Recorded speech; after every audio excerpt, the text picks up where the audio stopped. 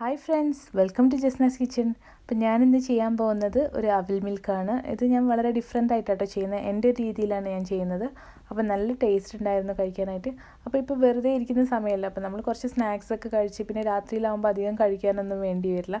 അപ്പോൾ ആ ഒരു സമയത്ത് ലൈറ്റായിട്ട് ഉണ്ടാക്കുന്ന ഒരു ജ്യൂസാണ് കേട്ടോ. അപ്പോൾ നമുക്കത് എല്ലാവർക്കും അറിയുന്ന പോലെ തന്നെ പിന്നെ ഞാൻ എൻ്റെ സ്പെഷ്യലായിട്ട് കുറച്ച് ഇൻഗ്രീഡിയൻസ് വെച്ച് ചെയ്യുന്നതേ ഉള്ളൂ.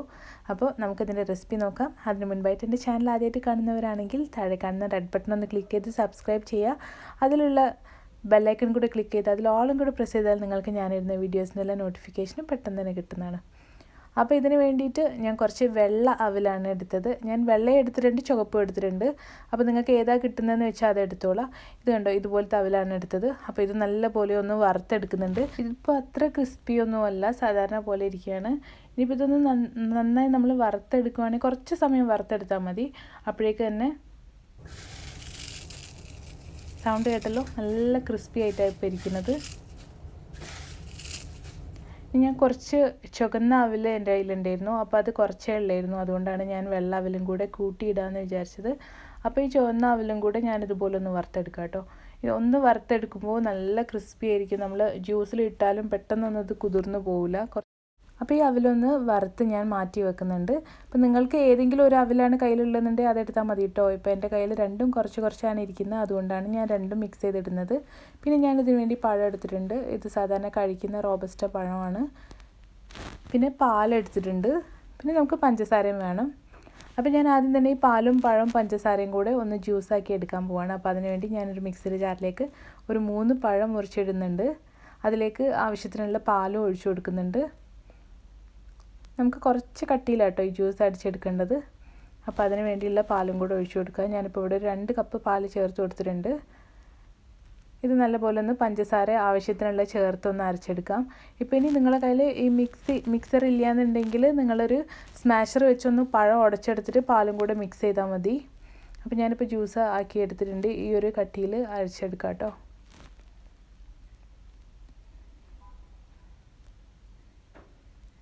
ഇനി നമുക്ക് വലിയ ഗ്ലാസ് തന്നെ എടുക്കാം ഇതൊന്ന് സെറ്റ് ചെയ്യാൻ വേണ്ടി. അതിലേക്ക് കുറച്ച് പഴത്തിൻ്റെ കഷ്ണങ്ങൾ ഇട്ട് കൊടുക്കുന്നുണ്ട്. ഇനി നമുക്കിതിലേക്ക് കുറച്ച് കടല ചേർത്ത് കൊടുക്കുക.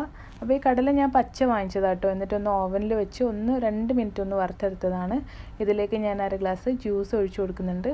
ഒരു 1/4 ഭാഗം ജ്യൂസ് ഒഴിച്ചാൽ മതി. ഇനി നമുക്കിതിലേക്ക് അവിലിട്ട് കൊടുക്കാം. അപ്പോൾ എടുക്കുമ്പോൾ വലിയ ഗ്ലാസ് തന്നെ എടുക്കാൻ ശ്രമിക്കുക. കാരണം ഇത് അവിലും പഴം ജ്യൂസും എല്ലാം കൂടെ വരുമ്പോൾ നമുക്കിതൊന്നും എടുത്ത് കുടിക്കാൻ പറ്റില്ല. അതുകൊണ്ടാണ് ഇതിലേക്ക് ഓരോ സ്പൂണ് തേങ്ങ ചിരകിയത് ഇട്ട് കൊടുക്കുന്നുണ്ട്. അപ്പോൾ ഇതൊക്കെ നമ്മളെ ഇഷ്ടത്തിനനുസരിച്ച് ഇട്ട് കൊടുക്കുക കേട്ടോ. ഇനി അതിൻ്റെ മേലേക്ക് കുറച്ചും കൂടെ കടല ചേർത്ത് കൊടുക്കുകയാണ്. കാരണം നമുക്ക് എങ്ങനെയാണോ കഴിക്കാൻ ഇഷ്ടം അതുപോലെ ഇട്ട് കൊടുക്കുക. ഇപ്പോൾ ഞാൻ കുട്ടികളൊക്കെ കഴിക്കുന്നതുകൊണ്ട് ഇതിൽ കുറച്ച് ഐസ്ക്രീമും കൂടെ ചേർക്കുന്നുണ്ട്. അപ്പോൾ നല്ല ടേസ്റ്റ് ഉണ്ടായിരുന്നു കഴിക്കാനായിട്ട്. ഇതിൻ്റെ മേലേക്ക് ഞാൻ കുറച്ച് പഴത്തിൻ്റെ കഷ്ണങ്ങൾ ഇട്ട് കൊടുക്കുന്നുണ്ട്. ഇനി കുറച്ചുകൂടെ ചുവന്ന അവിലും കൂടെ ചേർത്ത് കൊടുക്കുക. അപ്പോൾ ഇതൊരു ഗ്ലാസ് കുടിച്ചാൽ തന്നെ നമുക്ക് നല്ലൊരു ഹെവി ഡിന്നർ കിട്ടിയ പോലെയാണ്. കാരണം നമുക്ക് പിന്നെ വേറെ ഒന്നും കഴിക്കാൻ പറ്റുമൊന്നുമില്ല. ഇനി ഞാനിത് കുറച്ച് ഐസ്ക്രീം എടുത്തിട്ടുണ്ട്. അപ്പോൾ ഈ ഐസ്ക്രീമും ഇതുപോലെ ഓരോ സ്കൂപ്പ് മേലെ ഇട്ട് കൊടുക്കുക.